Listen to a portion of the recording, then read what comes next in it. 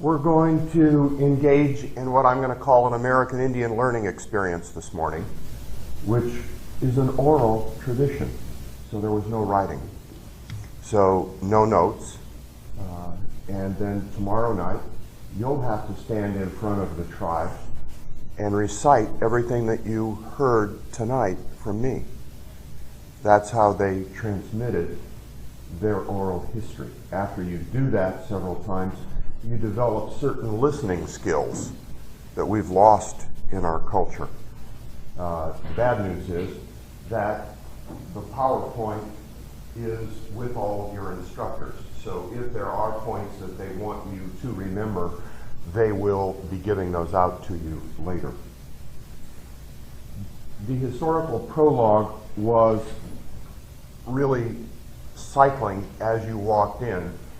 The important point to remember as we go through really 3,000 years of history in 45 minutes is that there was a tremendous diversity in the American Indian circumstance. There were 550 tribes, 5 to 10 million Americans here in North America, more bison, buffalo, than there were people, and approximately one person for every 350 acres. More than 30 major language groups.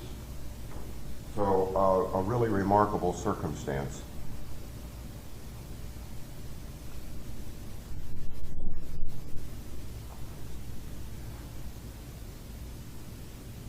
They had really an idyllic life in nature, but punctuated by the hardships that nature can provide. But really, only 33 to 60% of their daily time was needed for their material needs. So, 1620, the Pilgrims arrive. Everyone is probably familiar with Thanksgiving. Thanksgiving commemorates the help given to the Pilgrims by the Wampanoag Indians. All of the first European settlers would have died but for the help given by the Indians. What happens from then in the next 50 years? The natives are in a state of decline. They have no resistance to the European diseases. The Pilgrims prosper.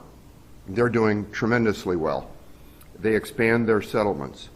But the English cattle keep trampling the crops of the Indians. The Indians, of course, protest. So the spark that leads to war is that a Wampanoag Indian kills an English cattle, just one cow, that kept trampling on their corn. The colonists kill the Indian. Of course, there are retaliation on both sides, and we enter into what's called King Philip's War. Some tribes join, but many tribes remain neutral. The colonial army massacres a Narragansett village, men, women, and children. They were neutral. Sparks fly. This is the bloodiest war in U.S. history on a per capita basis. You have 5% of all of the European colonists killed, 50% of the American Indians. This is the first time that there are bounties on American Indians. 4 tribes cease to exist. The captives are sent to the Bahamas as slaves. What do they do to the son of the chief who welcomed him, or all of the colonists? They drew and quartered him and put his head on a pike for several years in Plymouth. Unbelievable welcome or return. This is the writing.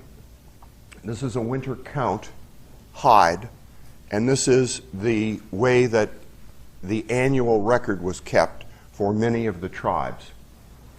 The year of 1780 to 81, this is a close-up of the particular symbol for that year, was the year of the smallpox, the year that many died. European diseases killed approximately 80% of all native peoples over the first 200 years. They had absolutely no resistance to European diseases. What is the American government's policy to the native peoples? They enact several versions of the Indian trade and intercourse. They say that there will be impartial justice. They want to promote commerce. They want to restrict travel to the Indian lands, but they want to regulate the buying and promote experiments to, quote, civilize the Indians. So their policy is assimilation into a melting or smelting pot. You've heard of the Great American Melting Pot. I think it's a myth to a certain extent, but it was the official U.S. policy for several centuries. A cultural melting pot tells the immigrants and the ethnic minorities to shed their past customs and adopt our way of life. So the Cherokee people are one of 5 civilized nations. They say, all right, this is the policy, we're going to do all of this. Tecumseh was a Shawnee who tried to organize resistance to the whites.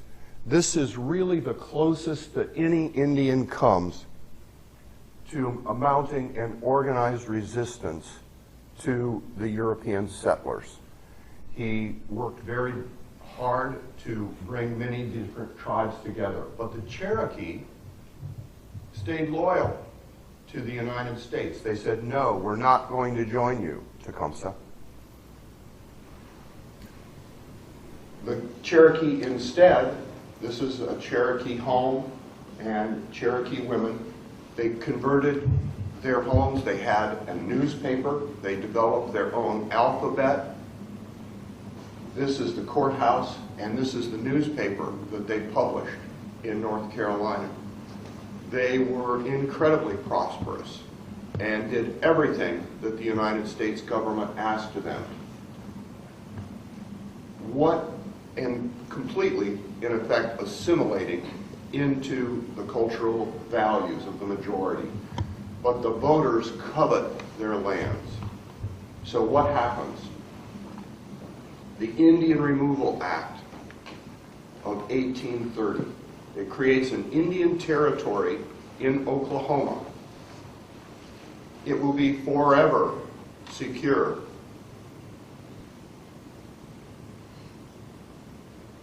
(1838) is one of the first instances of formal concentration camps in the world. All of the Cherokee men, women, and children are forcibly taken into concentration camps. They are then forced on a 1,000-mile journey, which you see there, from North Carolina, parts of Georgia, to Oklahoma. 8,000 people die before, during, or immediately after. That's 1/3 of the entire tribe. That's how they were rewarded for assimilating the cultural values. 1862, the Transcontinental Railroad. This is a major watershed in U.S. history. It really creates the manifest destiny of linking the 2 coasts. It was a major undertaking. We're racing today, so I can't go into too much detail. But what you have in order to achieve that is the largest slaughter of buffalo in history. Red Cloud's War results. This is Chief Red Cloud. The Black Hills here were the ancestral home of the Lakota and the Sioux Indians. They fought. This is the only war in history that the United States military lost. Vietnam, they call a draw. But they lost Red Cloud's War. So in the Treaty of 1861, all of the area in blue was ceded to the Sioux tribe. forever secure. All of the area in gold there, they could hunt in. That was reserved for their hunting.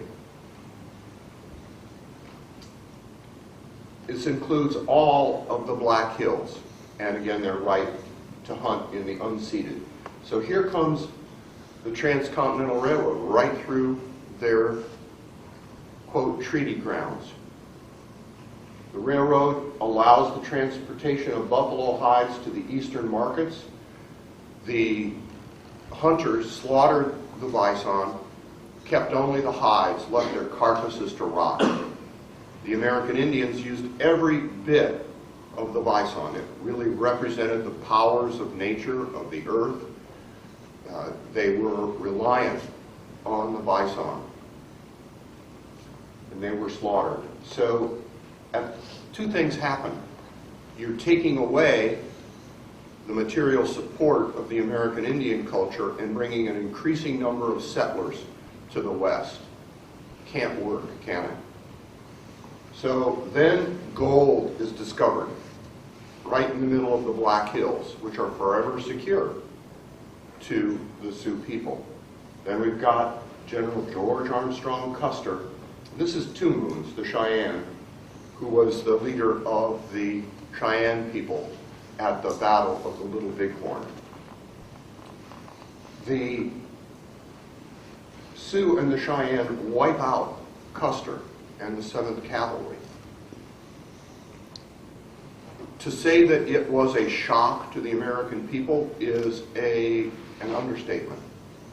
You have immediately people in Congress, people in the East, demanding the full-scale extermination of any Indian resistance. So, yes, one could argue that our American Indian friends won the battle, but they lost the war. It was really the event that catapulted the end of the nomadic life as they knew it. So this accelerates the extermination of the buffalo. At this point, the United States, through hunters, reduced what was approximately 20 million buffalo to 2,000. For the American Indians, it is impossible to express, I'm talking the Plains Indians now, the ineffable loss of something so incredibly sacred, because the bison really represents the nurturing power of the earth, sustaining the tribe and the tribal, all of the tribes in the plains. Sitting Bull. In 1881, he finally had to surrender. He actually went to Canada for a few years after the Battle of the Little Bighorn in 1876, but in 1881, he actually surrenders. This is really the end of warfare on the plains as we know it. In 1884, the Secretary of the Interior orders outlaws all sacred ceremonies. Only small social gatherings for amusement are allowed. They cannot actually gather to have a sacred ceremony. 1886, Geronimo surrenders. This ends Indian warfare as we know it. There are no more Indian wars properly understood after Geronimo's surrender. What was it like in the mid-1880s in Montana? This is Butte, Montana, 1885. So we're already mining many, many resources. The Transcontinental Railroad is transporting those. The West is really transformed. 1887, the Dawes Act. It allots 160 acres for a farm or 80 acres for a ranch to every American Indian. All the excess land is given away under the Homestead Act. So what you had during the early and mid-1880s was movement of all of these Indian tribes from all over the United States to Indian Territory in Oklahoma. The Dawes Act says, all right, each of you can have either 80 or 160 acres, and we're going to give everything else away. You don't really need it. So 1889 to 1895 are a series of land rushes. These are spectacular land rushes. They give away in one day 7 million acres of the land that was forever secure for all of the tribes.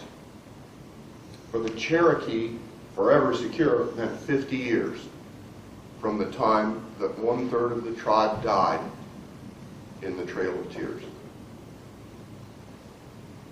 The reservation period was a period of forced cultural assimilation. What does that mean? Every family was assigned a religion.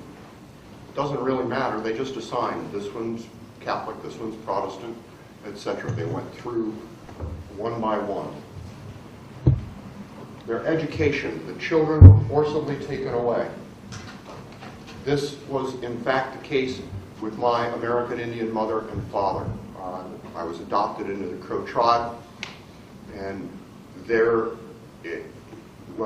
my mother died in 1981, my father in 1993, but they were both taken from their homes and forced to go into boarding schools. The teaching level only went to the 6th grade, didn't go higher. Their hair was cut. This is a before and after of a Navajo youth. The working conditions were very hard. This is a picture of girls who are putting husks of corn into cotton sheets that they had to sew for pillows.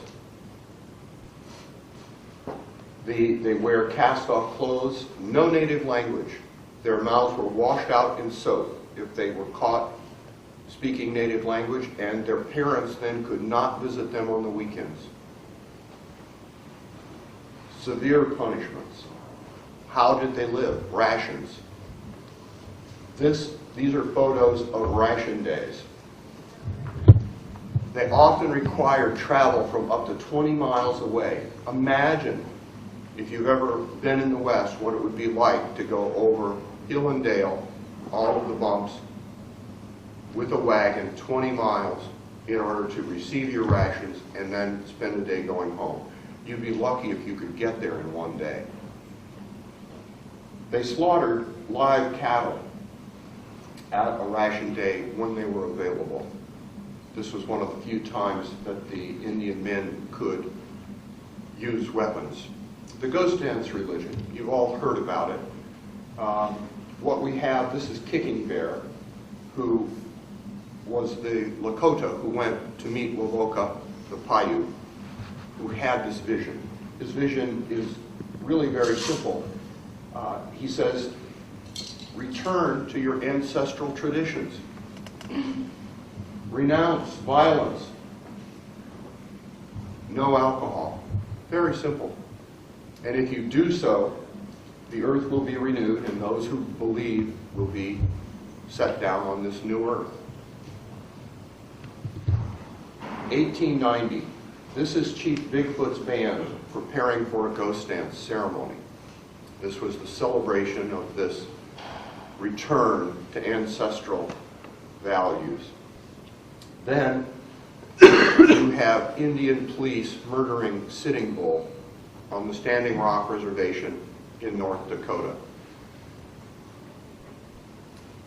This is a camp on Wounded Knee, the spot where the massacre took place.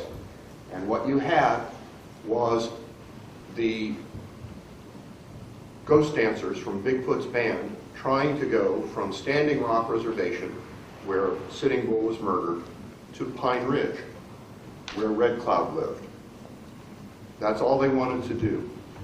The U.S. Cavalry, 7th Cavalry, same cavalry that Custer belonged to, rounded them up, put them here at Wounded Knee. The accounts of what started this massacre are a little bit ambiguous, but what seems clear is that there was a deaf Indian. The American soldiers wanted to take away all of their weapons. This Indian resisted. Somehow a shot was fired, but in any event, all of the soldiers opened up on what were now unarmed men, women, and children. A minimum of 150 people were killed, probably closer to 300. The Wounded Knee circumstance, this is the mass burial of the dead, really crushed the last vestiges of any Indian morale. Bury my heart at Wounded Knee is a phrase that is aptly named. I believe that you'll all see that film if you haven't already. But it sugarcoats the Dawes Act because it presents Mr. Dawes, Aidan Quinn, as someone who was trying to help the Indians. I dispute that because the Dawes Act perpetuated the largest takeaway of American Indian lands in history. 1900, you have 237,000 American Indians living, 5% of the population when the Europeans came. From 1900 to 1934, the surplus land continues to be given away. These are just some posters. As you see here, 15 million acres of land, 3 million acres of land in South Dakota, all of this given away during that period of time. So the gender roles in the family during this period of desperation are completely upside down. The role of the men is taken away. They have really almost nothing to do. Alcohol becomes a refuge for many. The role of the women is exponentially harder. This leads to the stereotype that American Indian women have a second-class status. Next spring, you'll be hearing lectures about American Indian culture, and you'll realize that that's not true. If any of you attended my lecture last night, you see that the spiritual roles of men and women are equal. Their roles were a bit different in terms of what they needed to do on a day-to-day basis, but their spiritual roles were equal. But this period turns everything upside down. The mid-1930s is really a low point in American Indian culture and morale. They've lost almost all their sacred ceremonies. They've been taken away now for 50 years. That's 2.5 generations. Intense poverty. John Collier is the Superintendent of Indian Affairs in 1934. This really starts the Indian Reorganization Act change. It repeals the Dawes Act and the Secretary of Interior's orders of 1934. So as of 1934, the American Indians can legally come together and practice their sacred ceremonies. Most of them, or many of them, have been lost, but they're no longer prohibited by law. At this point, 90 million acres of Indian land was taken away during the 47 years of the Dawes Act. So this is the excess land over the 80 or 160 acres per person. The Indians can once again practice their traditional culture, and they can now establish a tribal government. The 40s, we start to see winds of cultural renewal blowing on the reservation. You start to have, especially in association with World War II, their tribal Sundance on many of the different reservations in the West. And you start to see powwow dancing. The powwow dancing really spread across the United States during a large part of this time. From 48 to 70, the BIA, the Bureau of Indian Affairs, created relocation programs.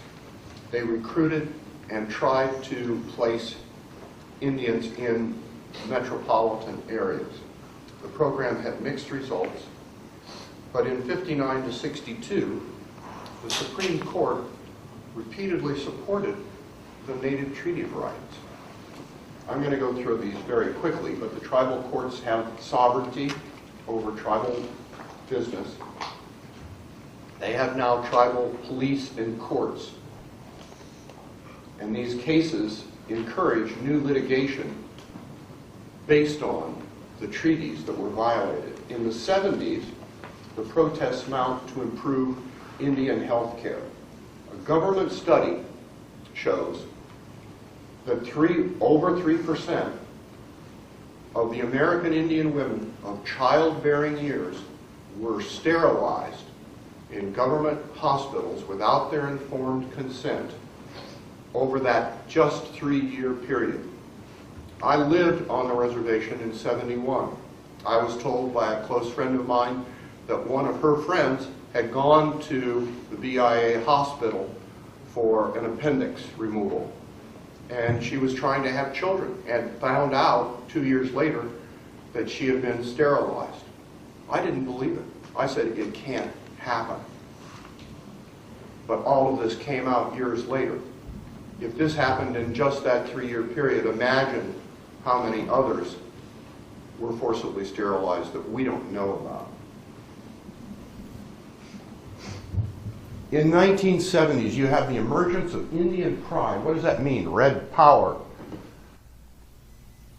American Indian movement does all sorts of controversial things. They take over Alcatraz. They demand and receive justice for a tribal member in Gordon, Nebraska, who was unjustly imprisoned by a white government at the edge of the reservation in a city in Nebraska. They occupy the BIA headquarters in Washington, D.C. in '72. In '73, they occupy Wounded Knee for a 9-week siege. I was out there during that period. I knew that the controversy was going on and avoided it. A number of other things happened during that period. They took over, they're not as well publicized, they took over a large part of the Black Hills called Thunder Camp. I actually went there with my wife. It was like going into an armed encampment. You had men with rifles standing up on the hills as we went into, I was invited in, by the way. But there was no forcible encounter. The United States government let them stay. They stayed for a year and a half and then peacefully left. Over 1,000 Native newspapers and journals are created during this period. Red Power raised the public awareness of the problems and it restored Indian pride. Whatever you think about peaceful or non-peaceful, if you will, civil disobedience, I don't think anyone can argue that Red Power was not successful. It clearly was successful.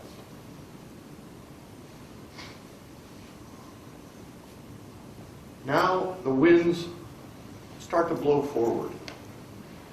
In '75 to '90, you have several congressional laws that are passed. I'm going to go through them fairly quickly, but it's self-determination, religious freedom, tribally controlled community colleges, child welfare.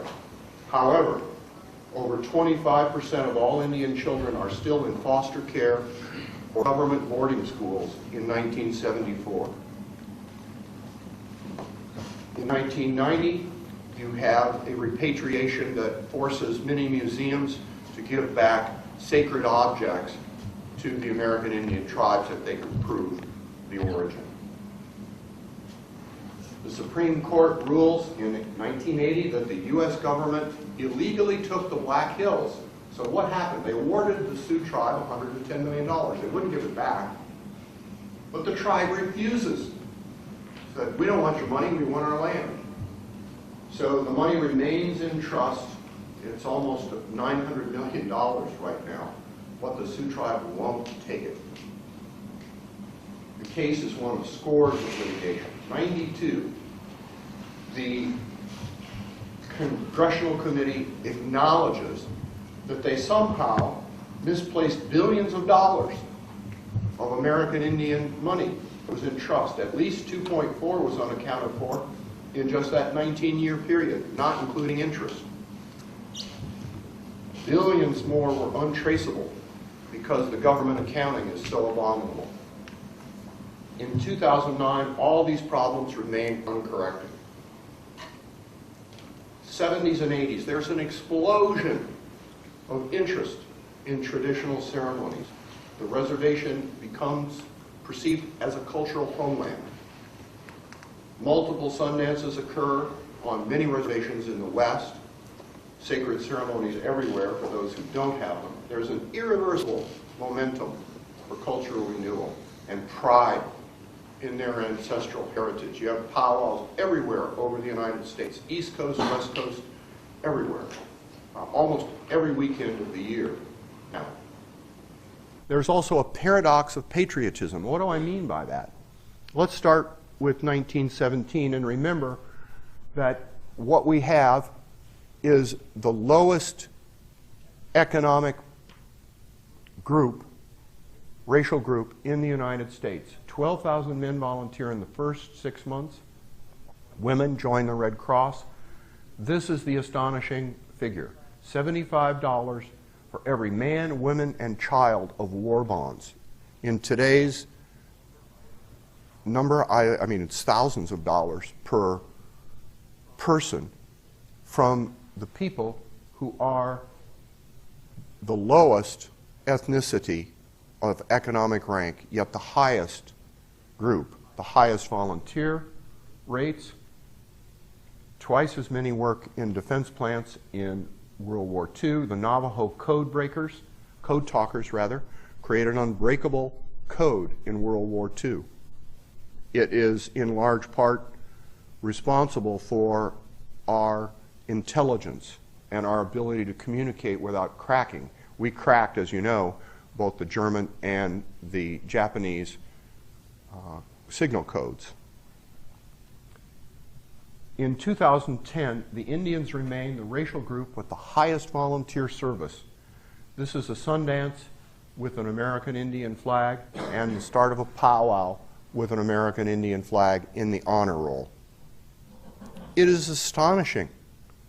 Yes, it's a warrior culture, but they have embraced our government in a way that no other ethnic culture has, both monetarily and in support of the military. Casino gambling. Is it a blessing or a curse? Well, in 1987, the Supreme Court recognized that the Indian sovereignty allowed them to control gambling on the reservation. A small tribe outside of Phoenix, Arizona contested this and won. So in 2010, there are over 200 reservations of the 350 that are operating casinos, and they generate $1 billion of profit a year. This is one of them. So almost all of the profits are concentrated by a few tribes in metropolitan areas. But now you all are going to be the tribal council, and I'm going to ask you to vote. How many of you are going to vote to have casino gambling on your reservation? Raise your hands.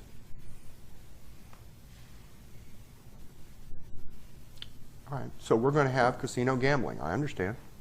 Now let's look at a few other facts. Does your answer change if you're not one of the 20 reservations that generate over 90% of that profit?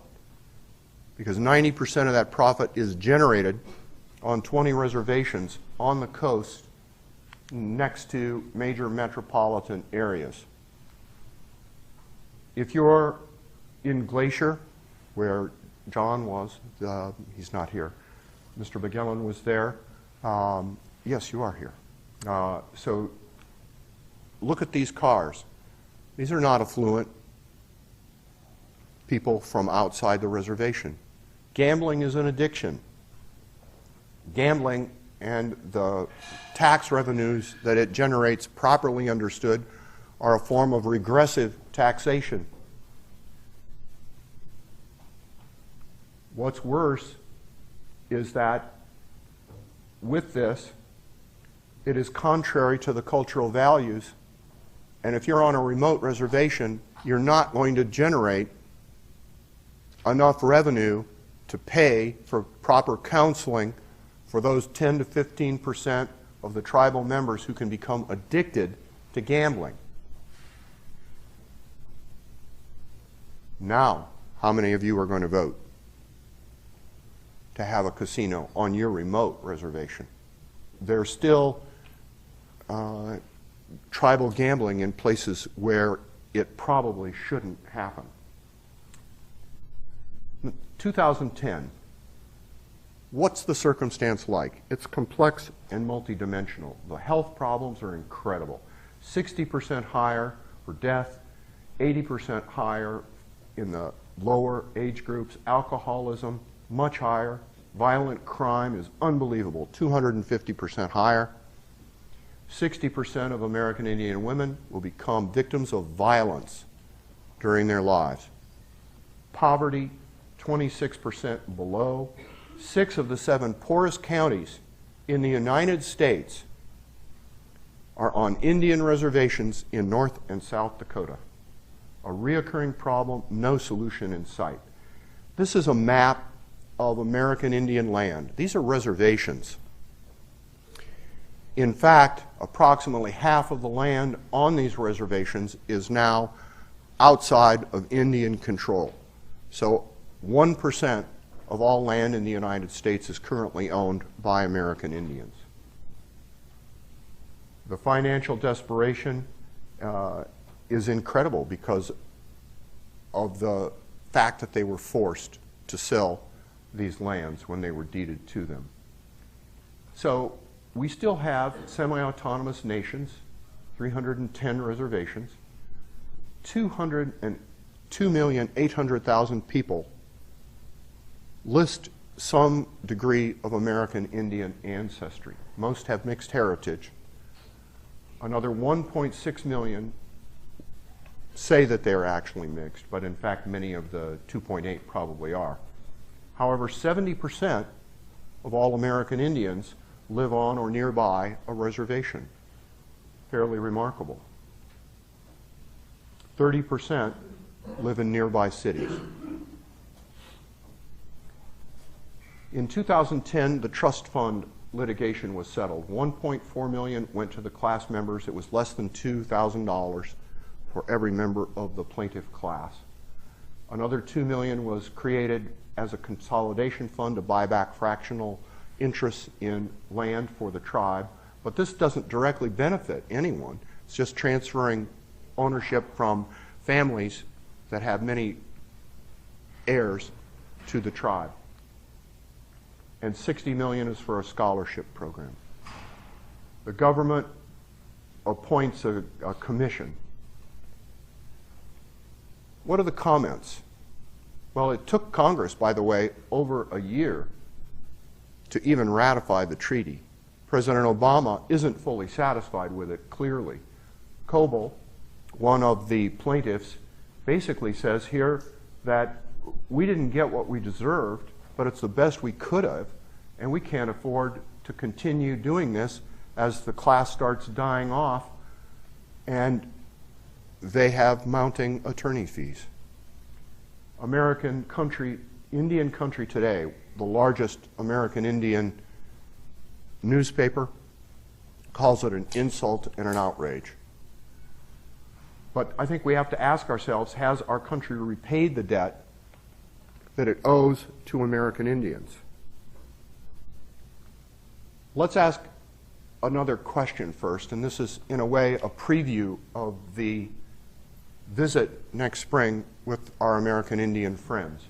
Why do 70% of the American Indians still live on or close to the reservation? Given everything you've just heard, it's fairly astonishing.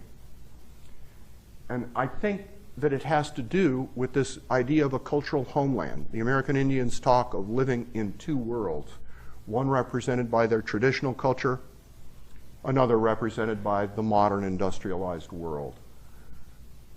This is Orville Looking Horse. He visited Culver 8 or 9 years ago. I've forgotten now. He's the 17th generation keeper of the original sacred pipe of the Lakota people. This is Gordon Tatusis. He plays Red Cloud in Bury My Heart at Wounded Knee, one of the most acclaimed actors of the last century, American Indian actors. This is James Trosper, that you'll be meeting next year. This is Janine Peace, MacArthur Genius Award winner, $250,000 tax-free grant with that, American Indian Educator of the Year. This is Joe Medicine Crow, recipient of America's highest civilian award, the Presidential Medal of Honor. He's my cousin in Indian way, Thomas Yellowtail's nephew. We're going to hear what they have to say about this as sort of a preview.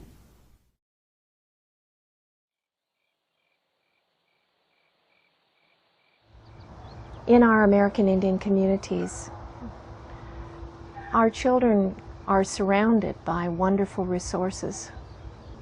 Right in your own home, sometimes, there are people who know a great deal about our very own tribes, about our land, the language, about traditions that are so important to learn about, ways of living that have brought our people thousands of years.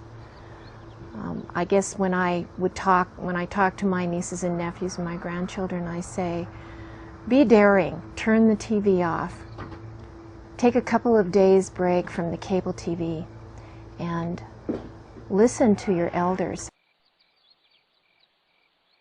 We do have to live in today's world.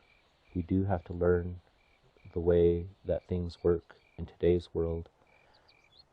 But I don't think that we need to take the attitude of out with the old and in with the new. I think that we need to hold on to the old and we need to learn the new. And I think that's important for our people. And my advice to anybody would be to do that, to hold on to the good things, to the old things that our people have taught, that have passed down for generations, and that the Creator has taught to our people. Sitting Bull, he said over 100 years ago, he said, take the good and leave the bad, which he would say to the people that no, you learn to go to school and get educated. We need to balance ourselves today through education, either going to school or through our traditional way of life. What we say is that the mind, the body, the spirit can bring the wholeness, and that's what we believe in. That's why the language is important to learn. I've lived in two worlds, so to speak.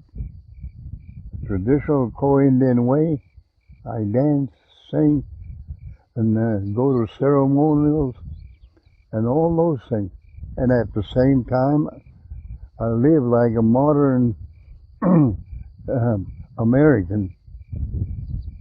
Gone through several colleges, had good jobs, but I can mix the two, blend it too, get the best from each and enjoy life that way. And if I were to give advice to these young growing co-Indian boys and girls, I would tell them, never forget the old tribal ways. Use them. Use a good one.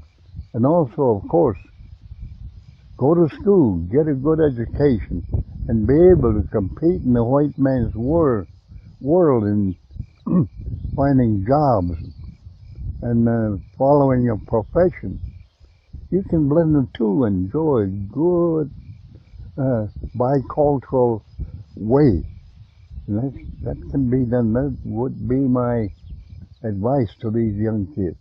And they're doing it. I'm going to end it there.